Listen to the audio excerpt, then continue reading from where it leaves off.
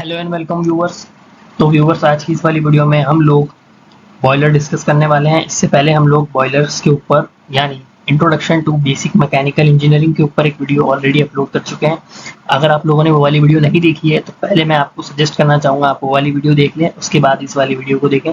तो चलिए अब हम लोग इस वीडियो को शुरू करते हैं। इस वाली वीडियो में मेनली हम लोग fire tube versus water tube यानी fire tube boiler and water tube boiler का डिफरेंस देखेंगे और कुछ गुड बॉयलर की कैरेक्टरिस्टिक्स जो होती हैं उन्हें यहाँ पर डिस्कस करेंगे। और इंडियन बॉयलर एक्ट क्या है वो भी मैं आप लोगों को बताऊंगा, क्योंकि ये सब यूनिवर्सिटी एग्जाम के पॉइंट ऑफ व्यू से बहुत ज़्यादा इंपॉर्टेंट है। अगर आप लोगों को हमारी वीडियोस पसंद आती हैं तो आप लोग हमारे चैनल को सब्सक्राइब करें, बेल आइकन को दबाएं, हमारी इस वाली वीडियो को लाइक करें और अपने दोस्तों तक शेयर करना मत भूलना। चलिए अब हम लोग आगे बढ़ते हैं इस वीडियो में। फर्स्ट ऑफ ऑल हम लोग fire tube boiler and water tube boiler के डिफरेंस को देख लेते हैं। फायर ट्यूब बॉयलर क्या है? Hot gases pass through the tubes with water surrounding them. तो यहाँ पर जो जैसा पॉइंट में लिखा है वैसा ही इसका एक्सप्लेनेशन है। फायर ट्यूब बॉयलर के अंदर जो ट्यूब्स होती हैं उन ट्यूब्स के अंदर से हॉट गैसेस पास होती है और ट्यूब्स को यहाँ पर वाटर सराउंड करके रखता है। जब वो हॉट गैसेस ट्यूब के अंदर से पास होती हैं तो उनके अंदर से जो हीटिंग इफेक्ट होता है उसे वाटर एब्जॉर्ब कर लेता है। यानी मैं आपको कहूँ कि वहाँ से हीट जो है वो वाटर के ऊपर ट्रांसफर हो जाती है जो सराउंड करके रखता है फायर ट्यूब्स को। उससे जो हमारा वाटर है वो वेपोराइज होके फिर स्टीम बनाता है। तो सेम पॉइंट जो यहाँ पर है वाटर ट्यूब बॉयलर के लिए, water passes through the tubes with hot gases surrounding them. तो दोस्तों इसमें फायर ट्यूब बॉयलर का बिल्कुल अपोजिट होता है। इसके अंदर जो ट्यूब्स होती हैं उसके अंदर वाटर भरा होता है और उसका आसपास जो एनवायरनमेंट है यानी जो बॉयलर के अंदर ट्यूब्स के आसपास हॉट गैसेस सराउंड करती हैं उसे, यानी हॉट गैसेस से वो घिरा हुई होती है। यानी मैं कहना चाहता हूँ कि जितनी भी ट्यूब्स हैं वो यहाँ पर हॉट गैसेस से सराउंड होती है यानी घिरी हुई होती हैं। तो जो हॉट गैसेस से टेम्परेचर है या मैं कहूँ अंदर जो वाटर भरा होता है, वाटर के अंदर हीट ट्रांसफर होती है जिससे वाटर का टेम्परेचर बढ़ता है और वाटर के टेम्परेचर बनने से फिर हमें वहाँ पर स्टीम मिलती है जो स्टीम ड्रम के अंदर कलेक्ट होती है। स्टीम के बहुत सारे एप्लीकेशंस होते हैं। हम बॉयलर के थ्रू स्टीम बनाकर पावर जनरेशन के लिए भी यूज़ लेते हैं और भी बहुत सारे इसके इंडस्ट्रियल एप्लीकेशंस होते हैं। तो अभी हम यहाँ पर mainly fire tube boiler and water tube boiler का डिफरेंस डिस्कस कर रहे हैं, तो उसे हम यहाँ पर इंक्लूड नहीं कर रहे हैं। सेकेंड हमारा है फायर ट्यूब बॉयलर में use for low pressure steam as the diameter of the shell is large the pressure is restricted to about 10 bar. तो यहाँ पर अबाउट 10 बार लिखा है लेकिन कहीं कहीं पर आपको 20 बार भी मिल जाएगा। तो आपके कॉलेज में जो भी बुक रेफर की जाती है आप उसके अकॉर्डिंग यहाँ पर यूनिवर्सिटी एग्जाम में अपना आंसर लिख सकते हैं। यहीं पे वाटर ट्यूब बॉयलर में है drum diameter is less and it can be used for medium and high pressure pressure of steam can even go up to 100 bar. तो जैसा कि हमने देखा यहाँ पर फायर ट्यूब बॉयलर के अंदर प्रेशर का रिस्ट्रिक्शन है 10 बार से 16 बार या फिर 20 बार तक भी किसी किसी बुक में दे रखा होता है। यानी ये एक लो प्रेशर बॉयलर है और ये हाई प्रेशर बॉयलर है कंपैरेटिवली, क्योंकि यहाँ पर प्रेशर अबाउट 100 बार तक जा सकता है। Fire tube boiler used for industrial application only due to low pressure, ये इंडस्ट्रियल एप्लीकेशंस में यूज होता है। और water tube boiler used for power plants where we need high pressure, ये पावर जनरेशन के अंदर पावर प्लांट्स में भी यूज होता है। फायर ट्यूब बॉयलर में more steam space and so pressure fluctuation is less, यहाँ पर स्टीम स्पेस ज़्यादा होता है तो प्रेशर का फ्लक्चुएशन कम होता है। वाटर ट्यूब बॉयलर में है less steam space pressure fluctuation is more when the steam is taken out. जब हम यहाँ से स्टीम को बाहर लेते हैं तो यहाँ पर प्रेशर का फ्लक्चुएशन ज़्यादा होता है, ऐसा यहाँ पर मेंशन्ड है, क्योंकि यहाँ पर जो स्टीम स्पेस है वो कम होता है। यानी आप ऐसा समझ सकते हैं कि वाटर ट्यूब बॉयलर जो है ये थोड़ा सा कॉम्पैक्ट होता है और ये थोड़ा सा कम कॉम्पैक्ट होता है। Fire tube boiler transport is difficult due to large shell diameter, इसके शेल का डायमीटर ज़्यादा होता है तो इसे ट्रांसपोर्ट करना मुश्किल है। वाटर ट्यूब बॉयलर को ट्रांसपोर्ट करना एक जगह से दूसरी जगह पर कंपैरेटिवली ईजी है क्योंकि ये थोड़ा स्मॉल साइज में होता है। जैसे यहाँ पर था लेस स्टीम स्पेस क्योंकि इसका साइज स्मॉल है। नेक्स्ट यहाँ पर है लेस नंबर ऑफ पार्ट्स, यहाँ पर है मोर नंबर ऑफ पार्ट्स। यहाँ पर है fire tube will not be choked easily, maintenance cost is less, fire tube boiler की मेंटेनेंस कॉस्ट लेस होती है और यहाँ पर वाटर ट्यूब बॉयलर की मेंटेनेंस कॉस्ट ज़्यादा होती है। वाटर सर्कुलेशन पुअर होता है, यहाँ पर वाटर सर्कुलेशन बेटर होता है। इसकी थर्मल एफिशिएंसी लो होती है, इसकी थर्मल एफिशिएंसी हाई होती है। यहाँ पर जो पॉइंट्स हैं वो काफ़ी ज़्यादा इजी लैंग्वेज में मैंने लिखे हैं क्योंकि मैंने जो बुक रेफर करी थी उसके अंदर काफ़ी ज़्यादा इजी लैंग्वेज में था। आप जो बुक रेफ़र करते हैं उसके अकॉर्डिंगली भी आप इस आंसर को लिख सकते हैं, पर यहाँ पर मैंने सबसे ईज़िएस्ट बुक जो मुझे लगी मैंने उससे रेफ़र कर रखा है। Heating surface is less, heating surface is more due to large number of water tubes. तो यहाँ पर जो हीटिंग सरफेस वाला पॉइंट है इससे मैं आपको थोड़ा सा एक्सप्लेन करता हूँ। यहाँ पर हीटिंग सरफेस लेस क्यों है? जैसा कि मैंने आपको बताया, यहाँ पर हॉट गैसेस ट्यूब्स के अंदर से फ्लो होती है। जैसे कि आप समझ सकते हैं कि जो ट्यूब्स होंगी उसके अंदर जब गैसेस हैं तो आसपास की जो सराउंडिंग है वो तो बहुत बड़ी है, यानी ट्यूब्स की कंपैरेटिवली बड़ी है। जो ट्यूब्स जा रही हैं उनके आसपास सराउंडिंग में जो वाटर है, तो ट्यूब के जस्ट कॉन्टैक्ट में, यानी जो बिल्कुल नियरेस्ट पे जो वाटर के मॉलिक्यूल्स होंगे पहले उन्हें हीट ट्रांसफर होगी, फिर जो पीछे जो मॉलिक्यूल्स यानी जो थोड़ा दूर है ट्यूब से वाटर, वहां तक हीट ट्रांसफर होने में टाइम लगेगा। इसलिए यहाँ पर हीटिंग सरफेस इज लेस, आप लोग इसे इस तरीके से समझ सकते हैं। और यहाँ पर हीटिंग सरफेस इज मोर, क्योंकि यहाँ पर वाटर जो है वो ट्यूब्स के अंदर होता है, क्योंकि एट द एंड जो स्टीम है वो वाटर की बननी है, तो वाटर ट्यूब्स के अंदर होता है। और जो ट्यूब्स हैं वो बिल्कुल सही ढंग से सराउंड हो जाती है यहाँ पर फ्लू गैसेस से, यानी हमारी हॉट गैसेस से। तो हमारी जो हॉट गैसेस होती है वो डायरेक्टली कांटेक्ट में होती है ट्यूब्स के सराउंडिंग में, क्योंकि एट द एंड हमारा जो वाटर है मैंने आपको बताया जिसकी स्टीम बनेगी वो ट्यूब्स के अंदर है, तो ट्यूब के बिल्कुल पास ही वहाँ पर हॉट गैसेस हैं, बिल्कुल टच में है। तो हॉट गैसेस बिल्कुल सही से जो है अपनी हीट ट्रांसफ़र कर पाती हैं यहाँ पर वाटर को जो ट्यूब्स के अंदर फिल है, और स्टीम जनरेशन अच्छे तरीके से हो पाता है। तो यहाँ पर मेनली ये यहाँ पर इस पॉइंट्स में मेंशन है। हमारा नेक्स्ट पॉइंट है less skill operator is enough for the operation of the boiler, यानी यहाँ पर हम एक लेस स्किल वर्कर को भी रख सकते हैं। यहाँ पर मोर स्किल वर्कर हमें नीडेड है, क्योंकि इसके अंदर जैसा मैंने आपको यहाँ पर बताया मोर नंबर ऑफ पार्ट्स, यहाँ पर नंबर ऑफ पार्ट्स ज़्यादा होते हैं, तो यहाँ पर एक स्किल्ड वर्कर या फिर एक स्किल्ड बॉयलर ऑपरेटर नीडेड होता है। यहाँ पर थोड़ा कम स्किल्ड होगा तो भी चलता है, पर ये तो पॉइंट्स की बातें हैं। दोनों जगह पर मेनली स्किल्ड वर्कर ही हमें रखने चाहिए ताकि सेफ्टी कंसर्न्स बने रहें, क्योंकि हमारे सेफ्टी इश्यूज होते हैं, इसलिए हमें दोनों जगह पर स्किल्ड वर्कर ही यूज़ करने चाहिए। पर यहाँ पर एक डिफरेंस है, तो यहाँ पर कंपैरेटिवली लेस और यहाँ पर comparatively more skilled worker for the water tube boiler.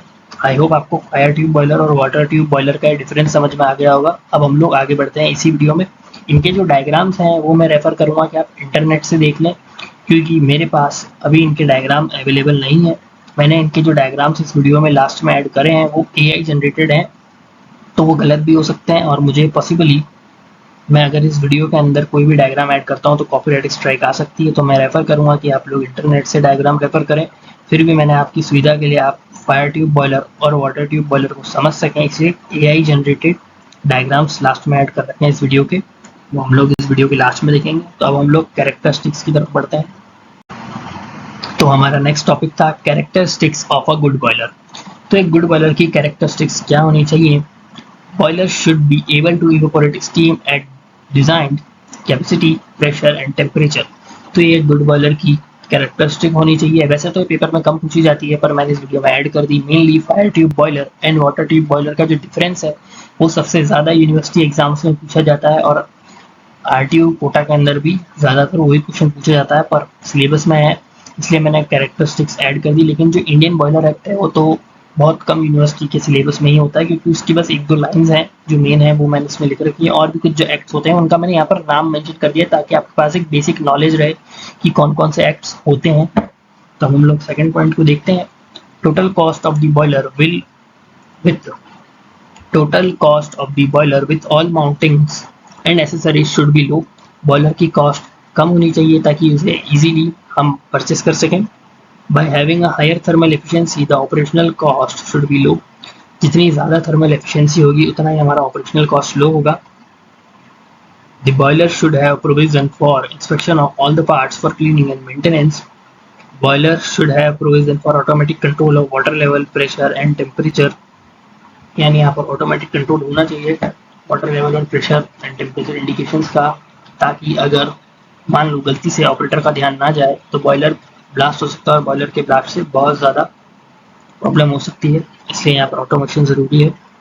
The part should be able to withstand the fluctuation in pressure and temperature. जितने भी बॉयलर के पार्ट्स हैं वो इस कैपेसिटी के होने चाहिए कि वो प्रेशर के और टेम्परेचर के फ्लक्चुएशंस को बियर कर सकें। ऐसा ना हो कि थोड़े से प्रेशर फ्लक्चुएशन से बॉयलर बर्स्ट कर जाए या उसके अंदर कोई एक्सीडेंट हो जाए, या फिर टेम्परेचर के फ्लक्चुएशन से ऐसा ना हो कि बॉयलर के जो नट हैं जैसे कि आप समझ सकते हैं वो ही मेल्ट होने लग जाए अगर थोड़ा ज़्यादा टेम्परेचर हो जाए। तो कुछ भी लो क्वालिटी का नहीं होना चाहिए, अच्छी क्वालिटी, एक अच्छे ग्रेड का बॉयलर होना चाहिए। Transport and erection of the boiler at site should be easy and at the minimum cost. जो बॉयलर का ट्रांसपोर्टेशन होना चाहिए और इरेक्शन यानी बॉयलर अगर वर्टिकल वाला है तो उसे खड़ा करना, इन सब का जो कॉस्ट है वो मिनिमम होना चाहिए।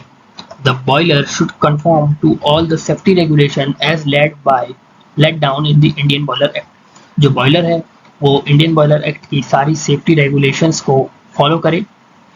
तो हम लोग इंडियन बॉयलर एक्ट या फिर और भी कुछ एक्ट जो है, मैं पहले आपको उनके नाम बता देता हूँ, और भी बहुत सारे एक्ट्स होते हैं। तो जैसा यहाँ पर मेंशन है, ये कुछ एक्ट्स हैं। Indian Boiler act 1923, Delhi boiler rule 1927, Delhi boiler attendant rules 1953, Bombay smoke act 1912, Delhi smoke, और ये इंडियन बॉयलर रेगुलेशन। ये कुछ रूल्स हैं यानी एक्ट्स हैं जो मैंने यहाँ पर मैंने सिर्फ नाम मेंशन करा है। मेनली मैंने इस वीडियो में कुछ जो पॉइंट्स ऐड करे हैं वो मैंने इसके ऐड करे हैं। इंडियन बॉयलर एक्ट 1923 के मैंने यहाँ पर कुछ पॉइंट्स ऐड करे हैं। तो अब हम लोग इंडियन बॉयलर एक्ट के पॉइंट्स को, और लास्टली जो मैंने यहाँ पर इमेजेस अपलोड करी इस वीडियो के अंदर ऐड करी है, सॉरी अपलोड नहीं ऐड करी है, उन्हें आप लोग देख सकते हैं। और मेरा तो रेफरेंस आपको यही रहेगा, मेरी प्रेफरेंस ये है आपको कि आप लोग नेट से डायग्राम्स को प्रेफर करें। जो डायग्राम आपको अच्छा लगता है आप उसे बना सकते हैं, आप उसे रेफर कर सकते हैं, या फिर आपकी बुक के अंदर जो डायग्राम्स अवेलेबल हों आप उन्हें भी रेफर कर सकते हैं। यहाँ पर हमारे मेन वीडियो का जो मोटो है वो आपको कॉन्सेप्ट्स को समझाना और आप तक एक गुड नोट्स प्रोवाइड करवाना है। तो हम लोग आगे बढ़ते हैं इस वीडियो में। तो ये है Indian Boiler act. Unless the boiler is registered with the chief inspector of boilers it should not be put into operation. यानी जब तक हम बॉयलर को रजिस्टर नहीं करवा देते हैं चीफ इंस्पेक्टर से बॉयलर से, तब तक हम लोग बॉयलर को ऑपरेट ना करें। यानी बॉयलर अगर किसी इंडस्ट्री में आता है तो वो बिना रजिस्ट्रेशन के ऑपरेट नहीं होना चाहिए चीफ इंस्पेक्टर ऑफ बॉयलर्स के। Fitness certificate should be obtained every year from the chief inspector of boiler. यानी उसका फिटनेस सर्टिफिकेट हर साल बनाना चाहिए, यानी एवरी 12th मंथ्स में फिटनेस सर्टिफिकेट बनता है। जैसे हमारे गाड़ियों के सर्टिफिकेट भी बनते हैं पीयूसी सर्टिफिकेट, पॉल्यूशन कंट्रोल वाले, वैसे ही बॉयलर्स के भी फिटनेस सर्टिफिकेट बनते हैं, तो वो हमेशा होना चाहिए। और जो आपका फिटनेस सर्टिफिकेट है वो बॉयलर रूम के अंदर हमेशा डिस्प्ले होना चाहिए, यानी वहाँ पर लगा हुआ होना चाहिए कि आपका बॉयलर सर्टिफिकेट जो है वो पुराना तो नहीं है, ताकि कभी इंस्पेक्शन पे अगर ऑफिसर आए तो वहाँ दिखे वो। The boiler operator should B train person. Boiler का ऑपरेटर एक ट्रेन पर्सन होना चाहिए, यानी एक्सपीरियंस पर्सन आप समझ लीजिए, या फिर उसके पास कोई सर्टिफिकेशन कोर्स या फिर कोई एक्सपीरियंस तो हो कि उसे बॉयलर ऑपरेट करना आता है, उसने बॉयलर ऑपरेशन सीखा तो हो। कोई अनस्किल्ड वर्कर अगर हम लोग बॉयलर पर खड़ा कर देते हैं तो एक एक्सीडेंट भी हो सकता है, इसलिए the boiler operator should be a train person. Any failure और accident should be immediately reported to the chief inspector. अगर कोई फेलियर हो जाता है बॉयलर में या फिर कोई एक्सीडेंट हो जाता है इंडस्ट्री के अंदर जहाँ पर बॉयलर प्लांट था बॉयलर के द्वारा होता है, तो इमीडिएटली आपको चीफ इंस्पेक्टर जो है, ये चीफ इंस्पेक्टर ऑफ बॉयलर्स, जहाँ पर आपका प्लांट है या जहाँ पर बॉयलर, तो वहाँ पर जो रिलेटेड चीफ इंस्पेक्टर है बॉयलर का, आपको उसे इमीडिएटली रिपोर्ट करना है। Any violation of the act is punishable. अगर आप लोग इंडियन बॉयलर एक्ट का वायलेशन करते हैं तो वो पनिशेबल है। मैंने इंडियन बॉयलर एक्ट इसलिए इस वीडियो में ऐड करा है कि अगर आप लोग फर्दर आगे जाकर किसी इंडस्ट्री में काम करते हैं जहाँ पर आपका ऑपरेशन, या मेरा कहने का मतलब है आपकी जो पोस्ट है वो बॉयलर के आसपास है या फिर आपके आसपास वहाँ पर बॉयलर लगा हुआ है, तो आप लोग मेक श्योर करें कि इनमें से कोई भी रूल उस इंडस्ट्री के अंदर वायलेट ना हो रहा हो, या फिर अगर आप लोग पावर प्लांट के अंदर भी हैं तो कोई भी रूल वायलेट ना हो, ताकि सेफ्टी बनी रह सबकी। तो अब हम लोग आगे बढ़ते हैं इसी वीडियो में। इस बॉयलर एक्ट को मैं चाहूँगा कि आप लोग स्क्रीनशॉट लेकर रखें ताकि ये आपके फर्दर भी काम आए, या फिर जो मैंने अभी आपको जितने भी एक्ट्स बताए थे आप लोग उन्हें इंटरनेट पर जाकर रीड कर सकते हैं अगर आप लोग रीड करना चाहते हैं। तो ये फायर ट्यूब बॉयलर की इमेज है। तो जैसा कि मैं ये यहीं पे मुझे गलती दिख गई, इसमें वाटर इन पर एरो अंदर आना चाहिए था, पर पता नहीं इसमें बाहर क्यों है। यहाँ पर एरो किससे बनाऊँ मैं, इसी से बना देते हैं, इस कलर से सीधे रहेगा। ये एरो ऐसा नहीं आना चाहिए, ये एरो अंदर की तरफ होना चाहिए। तो ये एक ओवरव्यू मैं आपको देना चाहता हूँ फायर ट्यूब बॉयलर का। यहाँ पर जैसा कि यहाँ पर फर्नेस है, यहाँ से हॉट गैसेस इन ट्यूब्स के अंदर जाती हैं। यहाँ पर आप देख सकते हैं जैसे कि वाटर फिल्ड है, फिर यहाँ पे ये जो हॉट गैसेस है यहाँ से वाटर के अंदर ट्रांसफ़र होती है हीट, उससे फिर स्टीम बनती है जैसे जैसे वाटर का टेम्परेचर बढ़ता है, और ये जो हॉट गैसेस होती हैं ये यहाँ से आउट हो जाती हैं और यहाँ से हमें स्टीम मिल जाती है। तो ये फायर ट्यूब बॉयलर था। ऐसे ही वाटर ट्यूब बॉयलर में यहाँ पर वाटर होता है, पर उसका भी एक डायग्राम है, AI जनरेटेड ही है वो मैं आपको दिखा देता हूँ। पर आप मेक श्योर आप लोग इंटरनेट से या फिर आपकी प्रेफरेबल बुक से जो आपकी कॉलेज ने बताई है उसके अंदर से इन डायग्राम्स को देख लें। ये मैंने वाटर ट्यूब और फायर ट्यूब का साथ में डायग्राम बनाने की थोड़ी सी कोशिश करी थी, इसके अंदर भी एक मिस्टेक है, जैसे कि फर्नेस ये नहीं है। तो ये फर्नेस इस पे चल नहीं रहा कि अब चल रहा है, ये नहीं चल रहा, क्या हो गया?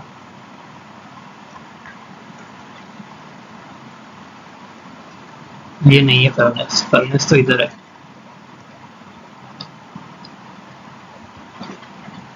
तो जैसा कि मैंने आप लोगों को बोला कि इसके अंदर गलतियां भी हो सकती हैं क्योंकि ये AI जनरेटेड है।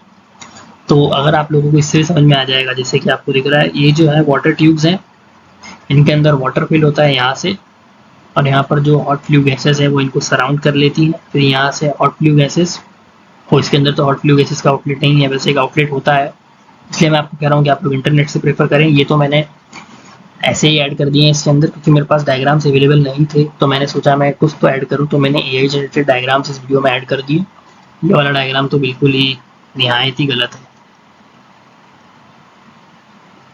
जैसे कि आप लोगों को यहाँ दिख रहा है, हॉट गैसेस के बाहर जाने के लिए एक आउटलेट है और स्टीम का एक सेपरेट आउटलेट है। तो ये वाला जो फायर ट्यूब का है ये कंपैरेटिवली थोड़ा अच्छा बनाया है आर्टिफिशियल इंटेलिजेंस द्वारा, ये वाला थोड़ा अच्छा बनाया है, ये काफ़ी बेकार सा डायग्राम है। यहाँ दिख रहा है आपको ये फर्नेस है, ये स्टीम क्यों लिख दिया इसने, तो फर्नेस है, ये भी थोड़ा सा बेकार है, ये यहाँ पर नहीं है, ये फर्नेस है यहाँ सर। तो ये फायर ट्यूब है यहाँ पर ट्यूब्स के अंदर जाएगी कहाँ से फायर ट्यूब्स, इसने तो इनलेट ही नहीं दिया है, यहाँ एक इनलेट होना चाहिए जिससे ट्यूब्स के अंदर गैसेस जाएँ, फिर गैसेस यहाँ से पास हो जाए और यहाँ पर जो वाटर है ये स्टीम बनकर बाहर चला जाए।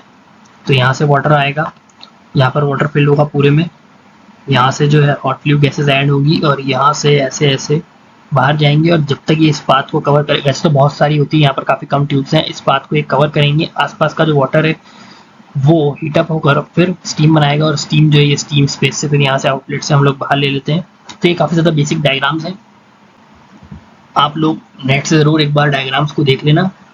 आई होप आपको ये वाली वीडियो पसंद आई होगी। अगर आपको ये वाली वीडियो पसंद आती है तो आप लोग हमारे चैनल को सब्सक्राइब करें, इस वीडियो को लाइक करें, इस वीडियो को ज़्यादा से ज़्यादा शेयर करें और अपने दोस्तों तक शेयर ज़रूर करें ताकि उनके भी यूनिवर्सिटी एग्ज़ाम्स में अच्छे नंबर आएँ। और आप हमारे चैनल की दूसरी वीडियोज़ को ज़रूर देखें, और आप लोग हमारे चैनल को मेक श्योर सब्सक्राइब करें ताकि मैकेनिकल से कंसर्न जितनी भी वीडियोज़ हमारे चैनल पर अपलोड होती हैं वो आपको मिले। और रीप की काउंसलिंग की वीडियोस भी हमारे चैनल पर अवेलेबल हैं, और भी काफ़ी सारी वीडियोस अब हमारे चैनल पर आने वाली हैं। Thanks for watching this video.